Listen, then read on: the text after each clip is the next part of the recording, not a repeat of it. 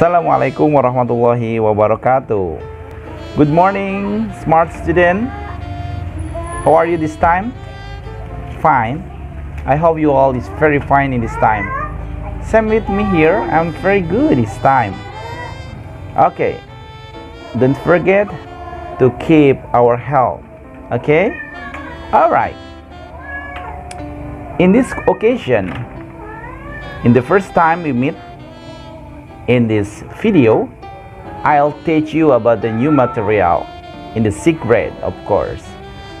In this time, let's learn about the simple future tense. And so, what the function simple present, what the function of simple future tense? I think one of you know. The first time, function of simple future tense is to express how to give some plan to another person. And so that, let's check out. I want to explain it.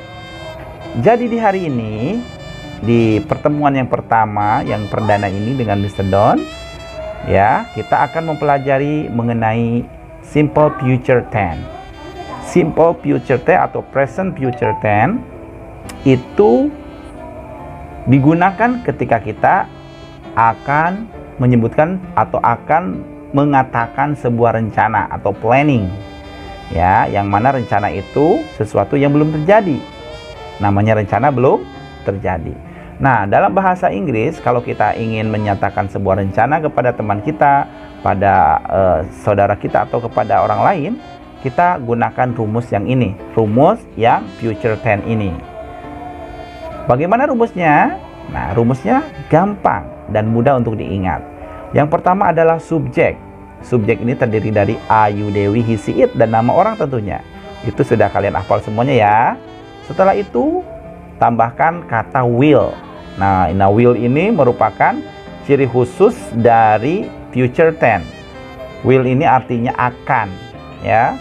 I will, you will, we will, they will, he will, she will, and Mr. Don will, atau nama orang will, ya. Oke. Nah, setelah will, kemudian ditambahkan verb one, kata kerja bentuk ke-1. Kata kerja bentuk ke-1 kalian udah pasti hafal dong.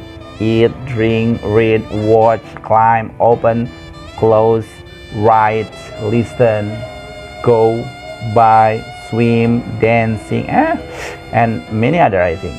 Nah, untuk itu, kita padukan dari rumus yang pertama, tadi subjek, will, kemudian verb one. For example, I will go to. Nah, I will go to. Itu sudah menggunakan subjek, will, dan kata kerja. She will cook. He will play. I will go. They will study. Nah, semuanya udah. Contohnya sudah lengkap ya. Nah, setelah itu kita boleh tambahkan objek untuk melengkapi kalimat ini menjadi kalimat yang padu atau yang sempurna. Tinggal tambahkan objek setelah verb one. I will go to school. Schoolnya menjadi objek.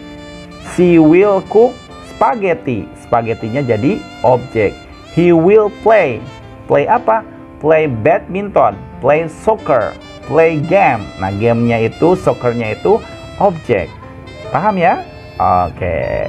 Kalau sudah paham, kita buat kalimat negatifnya. Untuk kalimat negatif sangat mudah, tinggal menambahkan kata not setelah will. I will not, you will not, she will not, he will not, we will not, they will not. Gitu. Tinggal tambahkan not. Nah, will not ini bisa disingkat menjadi won't.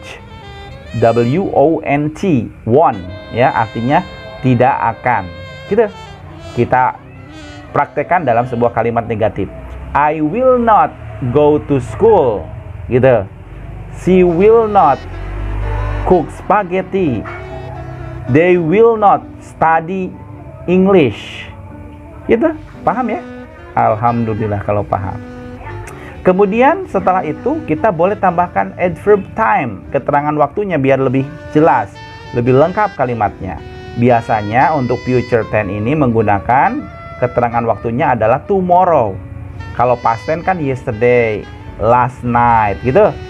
Kalau yang present tense ya every day, every night, every morning, every week. Nah, kalau untuk future tense, keterangan waktunya adalah tomorrow, artinya besok. Karena rencana kan? Nah, rencana itu sesuatu yang belum terjadi. Kita coba mulai padukan dari contoh yang pertama, kalimat positif. Kalimat positif dengan struktur kalimat yang lengkap, terdiri dari subjek, will, verb 1, objek, dan keterangan waktu. She will cook fried chicken tomorrow. Positif tuh. Negatifnya, she will not cook spaghetti atau fried chicken tomorrow. Paham ya?